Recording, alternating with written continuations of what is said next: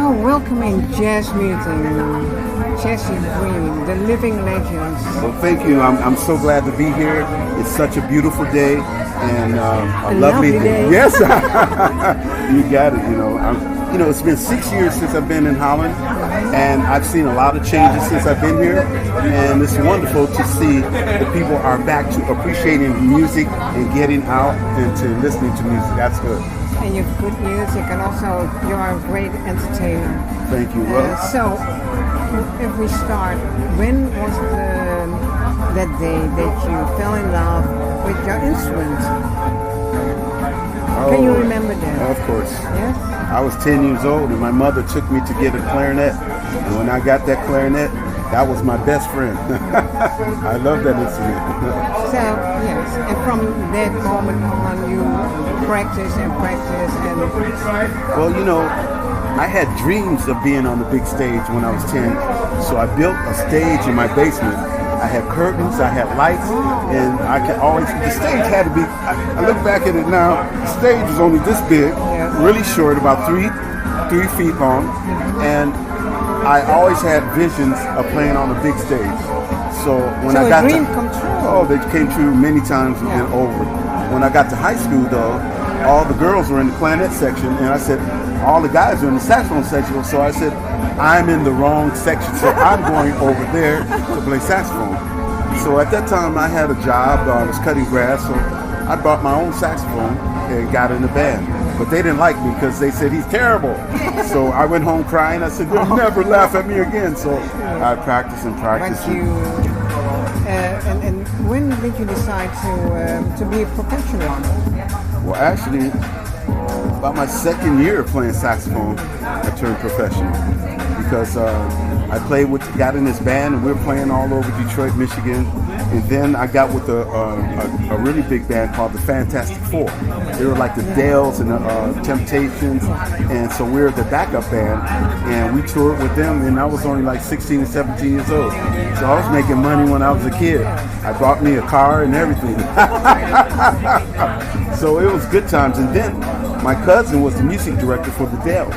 They were one of the top vocal groups at the time, and so when they came to town, I would play with them, and it was just so interesting. Finally being on the big stage, I was like, wow, my eyes were open like eggs, and to see that, because they were so professional and so cool, and I'm looking at all these people watching me. It's like my dream. Wow, what do I do now? So I was lucky to always be in a good band, in a good situation, and that led me to many great things. But I had a great ear, and I could pick up music quickly. Even though I read music, I could hear it quickly, because sometimes I wasn't so good reading, so I hear him play it once and I got it. So once I got out to LA, Ray Parker Jr. called me to play saxophone, and I played on all of his hit records. It's a blessing. It's a great blessing, and from that moment on, you had tours with famous Earth, Wind & Fire, Johnny Guitar Watson. But what are the highlights of that time?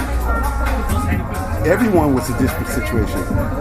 When I was with the group Cameo, that was one of the best situations because that was the biggest funk group ever. We had the best horn section. We had some of the players from Earth, Wind & Fire horn section, and I was a part of that horn section. And our horn section was killing it. We had John on drums, and he went with Prince. Everybody was so great.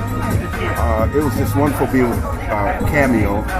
And it was wonderful being with Johnny Guitar Watson until he died. They loved for me to play saxophone with them, and especially Bobby Womack. And I toured Germany with Johnny Guitar Watson.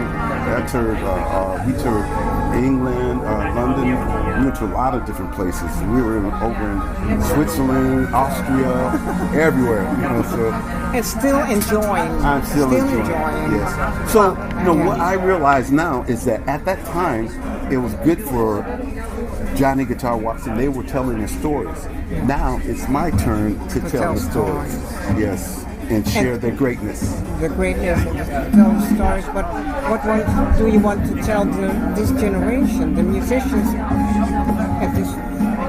Well, You have to tell the musicians more that this music is more than playing the notes and playing the lines. It's about a feeling that they have to give. You know, some musicians I see here, they just play like it's a robot, and that's no good. You got to have some feeling for it and bring the people into your music. I see some guys that say, I'm good, so listen, cause I'm good. They have no rapport with the audience. They don't look at the audience. They don't talk to the audience. And I see the audience walking out. And they wonder why the people are leaving. It's because they don't have any rapport with the people. So my thing is not only be a good entertainer, also take care of business. Because the business end is very important. And you bring joy to it. Yes, but that's coming from the heart. If you don't have it in the heart, there's nothing nobody can do. So, what do you think about this generation? With when we talk about the musicians, young musicians living at this time and with AI.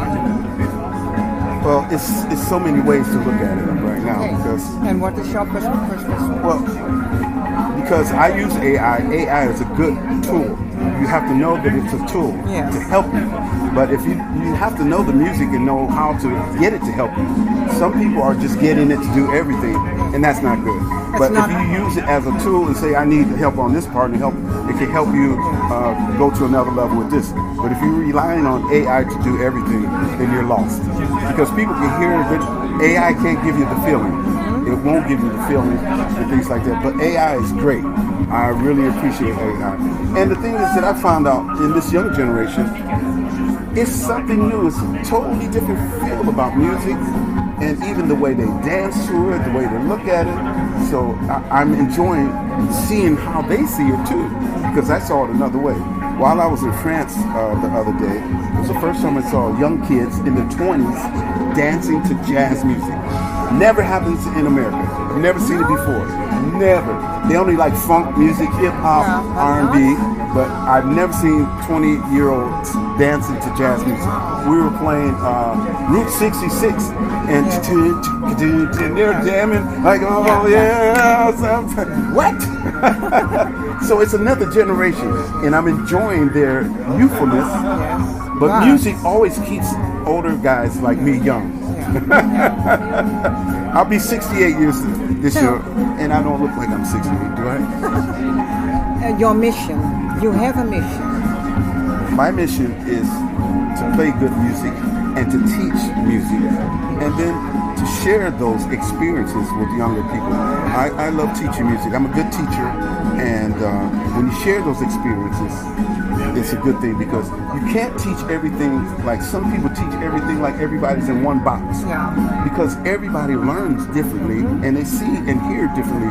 So you can't teach everybody the same way. You have to know how to teach individually, because some person might understand this one and another person only understand this. So you have to know how to. And then coming together. Yes, you got to know how to do that. So I'm good at that. And to learn from each other. Right, and then because they'll see it another way. And you have to know how to understand what they see. And then you can teach them better. And then lead them to a better place. And then they'll figure it out from there, because you gave them all the tools, all the building blocks for them to be successful. That's what we as teachers supposed to do, give them that foundation, and then they can grow from it. Thank you very much. Thank you for sharing, and I wish you love, happiness, and of course, good health. Thank you. Thank you. I try to stay healthy. The joy you bring with the music. I really appreciate that. And my last thing I should say is that please listen to my new CD. It's called Let's Go Home. Do you have your CDs here? Yes. No, I don't have CDs here. I sold out. But you can get them online. That's the newest thing, because the young kids told me they don't even have CD players anymore. You know, they don't even make them anymore. They don't make them anymore. So the thing is, you download it, and that's the new thing. And so anybody listening to this, please download my music, Chazzy Green. Let's go home. Let's go. Yes, it's very nice. Thank you. Thank you so much. For the joy of your music, for sharing, and keep on going, making music, and of course tell the stories, because we need that. The young people need it. Yes, they do. And even when I'm playing, I tell the story. I start off,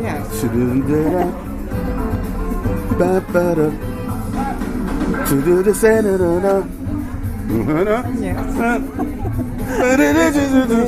then I go on.